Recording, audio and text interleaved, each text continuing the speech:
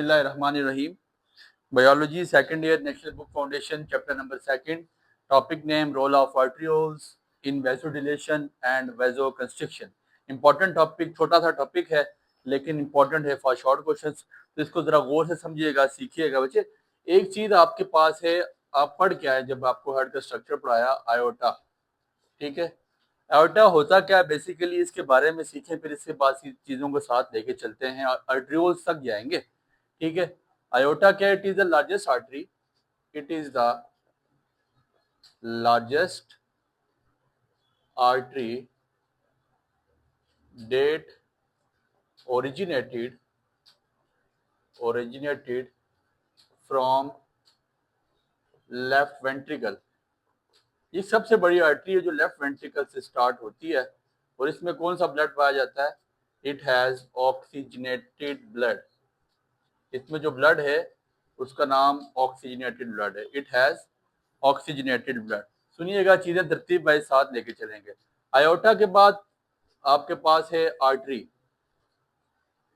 Artery क्या चीज है basically? It has small diameter.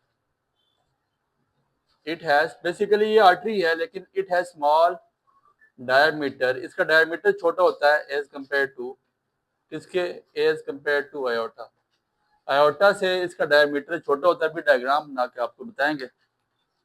ठीक है जी। फिर इसके बाद arterioles. Arterioles small branches of arteries, small branches of arteries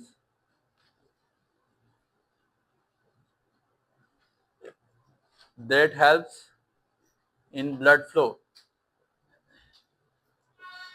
जो आपको ब्लड फ्लो में मदद देती हैं, उनको हम आर्टरियोल्स का नाम देते हैं। और आखिरी चीज आपके पास है कैपिलरीज।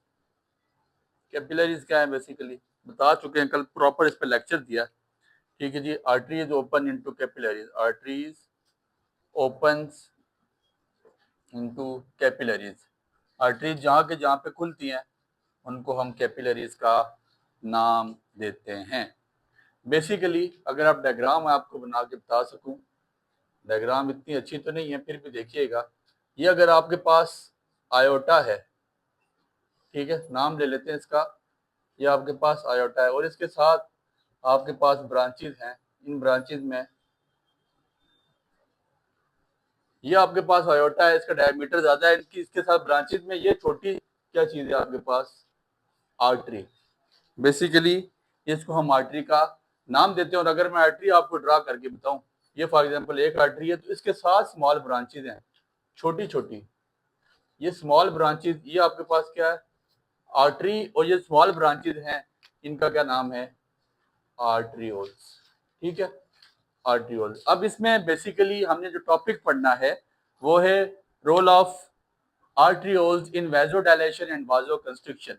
तो सबसे पहले आप वेसो कंस्ट्रिक्शन देख लें, छोटा सा टॉपिक है। डेफिनेशन लिखिएगा, narrowing of blood vessels, narrowing of blood vessels due to contraction of smooth muscles of due to contraction of smooth muscles of arterioles. आपकी आर्टरीज क्या होती हैं? नैरो हो जाती हैं, सुकड़ जाती हैं कंट्रैक्शन की वजह से। किसकी कंट्रैक्शन की वजह से? आर्टरियोल्स की वजह से। ठीक हो गया। ठीक है, होता क्या है, इफेक्ट क्या होता है इसका? ब्लड प्रेशर, जब आपकी एक चीज नैरो हो जाएगी, एक नाली नैरो हो जाएगी, तो ब्लड प्रेशर आपका यहाँ पे लो हो जाएगा। क्या कहा, इफेक्ट क्या होगा? बीपी आपका लो, ब्लड प्रेशर, ब्लड का प्रेशर आपके पास यहाँ से लो गुजरेगा। और उसके बाद काज बाय, ये किस वजह से होती है? हार्मोन, एक तरह का हार्मोन आपकी बॉडी में पाया जाता है, हार्मोन, बड़ा इंपॉर्टेंट नाम है इसका, नॉर एपिनेफ्रीन। Nor epinephrine. ठीक है, ये एक हार्मोन है जिसका नाम है नॉर एपिनेफ्रीन। इसकी वजह से वाजो कंस्ट्रिक्शन होती है। और वाजो कंस्ट्रिक्शन कहते हैं किसको है? वाजो कंस्ट्रिक्शन कहा जाता है नैरोविंग ऑफ ब्लड वेसल्स, आपकी ब्लड वेसल्स सिकुड़ जाती हैं, नैरो हो जाती हैं।